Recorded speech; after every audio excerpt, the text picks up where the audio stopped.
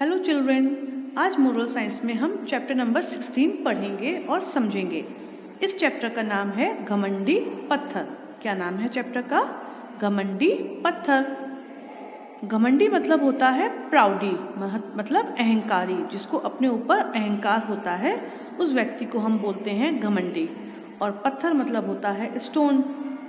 तो चैप्टर के नाम से आपको ये समझ में आ गया होगा कि इस चैप्टर में हम एक पत्थर के बारे में पढ़ेंगे जिसको अपने ऊपर घमंड था। तो चलिए चैप्टर शुरू करते हैं। एक बहुत ही घना और विशाल जंगल था। ये कहानी एक जंगल के बारे में है जो बहुत ही विशाल था। विशाल मतलब आपको मालूम है, मतलब बहुत बड़ा, ह्यूज। और घना था मतलब बहुत गहराई थी उस जंगल में। घने का मतलब है, इसका मतलब भी बड़ा ही होता है। तो एक जंगल था जो बहुत ही ज्यादा घना और विशाल था।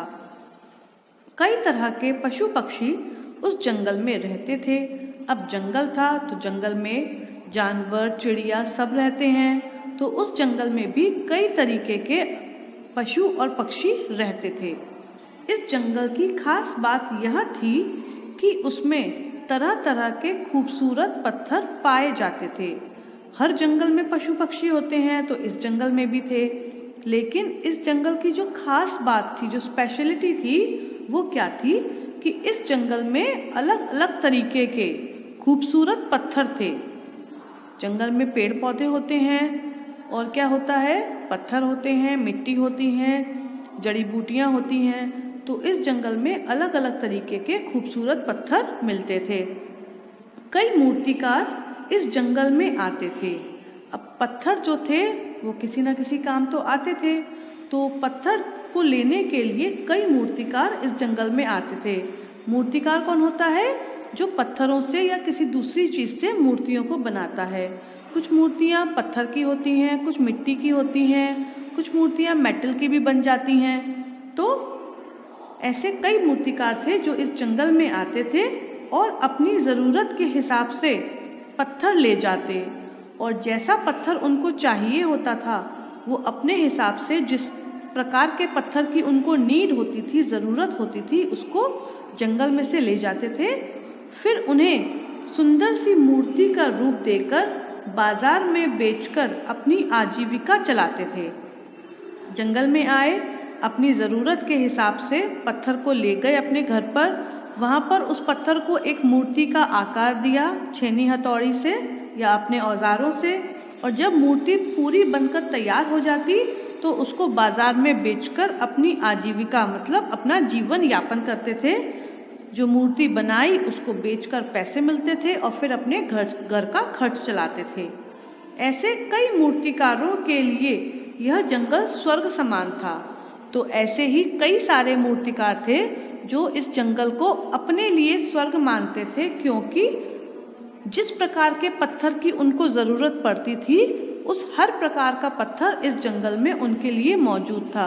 तो जैसे पत्थर की उनको जरूरत थी वैसा ही पत्थर वे अपने घर ले जाते थे। यूं तो इस जंगल में कई रंगों के पत्थर पाए जाते थे। अब जंगल था तो वहां पर कई सारे रंगों के पत्थर थे। कुछ पत्थर लाल होंगे, हरे होंगे, काले, सफेद, नीले, कई सारे रंगों के पत्थर थे। लेकिन सफेद और काले पत्थर ही अधिकता में थे। लेकिन जो जंगलों में पत्थर थे उनमें सबसे ज्यादा नंबर्स किसके थे? सफेद पत्थर के और काले पत्थर के। सपोज करिए जंगल में 100 पत्थर हैं, 100 पत्थर हैं, तो उनमें से ज्यादातर पत्थर या तो सफेद होते थे या फिर काले होते थे। मूर्तिकार भी सफेद रंग के पत्थरों को ही पसंद करते थे। अब जो मूर्तिकार जंगलों में पत्थरों को लेने आते थे उनकी पहली पसंद क्या थी? सफेद रंग के पत्थर। आपको भी पहली नजर में कोई साफ चीज ही तो पसंद आती है जो देखने में अच्छी लगती है। तो ज्यादातर लोगों को सफेद रंग ही पसंद होता है, काला रंग तो बहुत कम लोगों को पसंद है। तो मूर्तिकार भी इसी चक्कर में सफेद रंग के पत्थरों को ले जाते थे, क्योंकि सफेद रंग की पत्थर की जो मूर्तियां होती वो अच्छे दामों में बिक जाती थी। काला पत्थर कभी कभी ही कोई मूर्तिकार ले जाता था। ज्यादातर मूर्तिकार सफेद रंग के पत्थर ले जाते थे, लेकिन जो काले रंग का पत्थर था उसको शायद ही कभी कोई मूर्तिकार ले जाता था। अगर 10 मूर्तिकारों ने सफ़ेद पत्थरों को चुना तो एक मूर्तिकार ने ही काले पत्थर को चुना होता था, ऐसा होता था। सपोज बता रही हूँ मैं।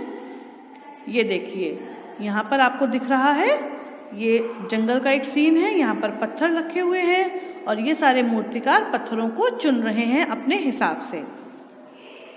मूर्तिकारों की पहली पसंद होने के कारण सफ़ेद पत्थरों में घमंड की भावना आ गई थी। अब मूर्तिकारों की पहली पसंद होने के कारण मतलब सबसे ज़्यादा मूर्तिकार जो थे वो सफ़ेद पत्थरों को पसंद करते थे, इसीलिए सफ़ेद पत्थरों में घमंड की भावना मतलब अहंकार आ गया था। काले पत्थरों को वे बदसूरत और बेकार समझते थे और वे समझते थे कि काले पत्थर जो होते हैं उनका कोई महत्व नहीं है, वे बदसूरत हैं, बेकार हैं, उनकी कोई ज़रूरत नहीं है किसी को।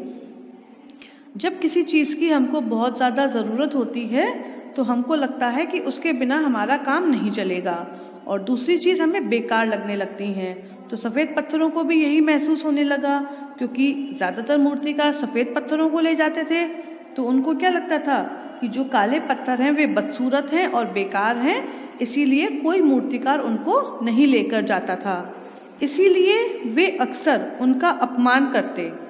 यही कारण था कि जो सफ़ेद पत्थर थे वे अक्सर काले पत्थरों का अपमान कर देते थे, उनको परेशान करते थे, तंग करते थे और तिरस्कृत नज़रों से देखते थे। तिरस्कृत मतलब अपमान की नज़रों से देखते थे, उनका अपमान करते थे और उनको नीची नज़रों से देखते थे कि तुम्हारी तरह तो कोई हो ही नहीं सकता। किंतु काले पत्थर उनकी किसी भी बात का बुरा नहीं मानते थे, लेकिन जो काले पत्थर थे वे सफ़ेद पत्थरों की किसी भी बात का बुरा नहीं मानते थे। काले पत्थर यह सोचते थे कि हर रंग की अपनी अपनी विशेषता होती है। जो काले पत्थर होते हैं उनको क्या लगता था कि जो कोई भी रंग होता है उसकी अपनी अलग विशेषता होती है, ज़रूरी नहीं है कि हर रंग या हर व्यक्ति एक जैसा हो। आगे हम इसको पढ़ेंगे। सफ़ेद पत्थरों की नासमझी पर काले पत्थर मुस्करा देते थे। सफ़ेद पत्थर क्या नासमझी दिखाते थे? वे ये समझते थे कि जो सफ़ेद पत्थर हैं वही सबके काम आएंगे और किसी रंग के पत्थर दूसरों के काम नहीं आएंगे। तो इस बात का उनको घमंड होने लगा था। तो यही जो नासमझी है, उस सफ़ेद पत्थरों की इसी नासमझी पर काले पत्थर जो थे मुस्कुरा देते थे। जब भी कोई मूर्तिकार जंगल में आता तो सफ़ेद पत्थर इठला जाते।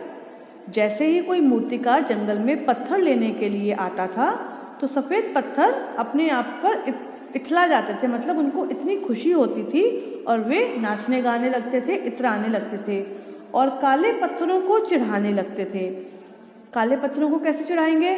देखो एक और मूर्तिकार आ गया, अब हम जाएंगे लेकिन तुम यहीं पड़े रहोगे, तुम्हारी ज़रूरत किसी को नहीं है, तुम बेकार हो, बदसूरत हो, अलग अलग बातें बोलकर चिढ़ाते होंगे।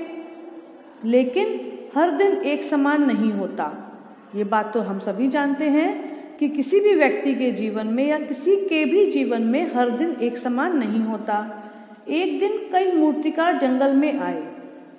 एक दिन क्या हुआ, हमेशा की तरह कई मूर्तिकार जंगल में आए पत्थरों को लेने। उन्हें देखकर सफ़ेद पत्थर गर्व से फूल गए और जैसे ही मूर्तिकार जंगल में आए तो सफ़ेद पत्थरों को बहुत ज़्यादा गर्व महसूस हुआ कि चलिए अब और मूर्तिकार आए हैं और सफ़ेद पत्थरों को लेकर जाएंगे, मूर्तियाँ बनाएंगे और बाज़ार में बेचेंगे। और काले पत्थरों को चिढ़ाने लगे। फिर से वही बात, उनको अपने ऊपर घमंड था तो वे मूर्तिकारों को देखकर खुश हुए और ज़्यादा घमंड महसूस किया और काले पत्थरों को चिढ़ाने लगे और छेड़ने लगे। उन्हें यकीन था कि आज भी मूर्तिकार उन्हें ही उठाएंगे। उनको क्या यकीन था कि आज भी जो मूर्तिकार आए हैं वे उन सफ़ेद पत्थरों को ही लेके जाएंगे। क्यों? क्योंकि ज़्यादातर ऐसा ही होता आया है, जो भी मूर्तिकार आता था वो ज़्यादातर सफ़ेद पत्थरों को ही उठाकर लेकर जाता था।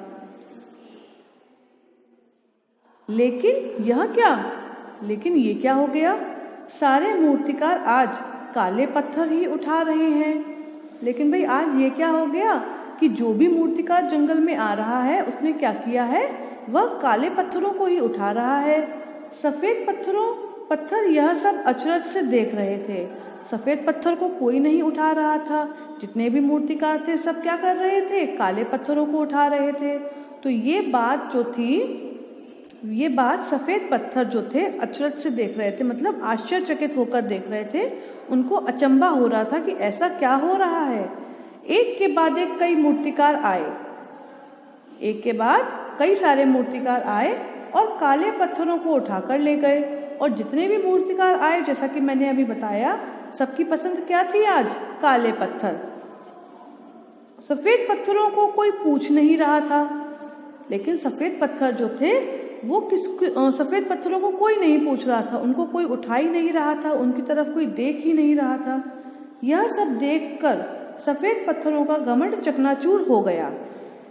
अब इस बात को देखकर सफेद पत्थर जो थे उनका घमंड क्या हो गया? चकनाचूर हो गया कि भाई आज तो काले पत्थरों का दिन आ गया, सफेद पत्थर को तो कोई पूछ ही नहीं रहा।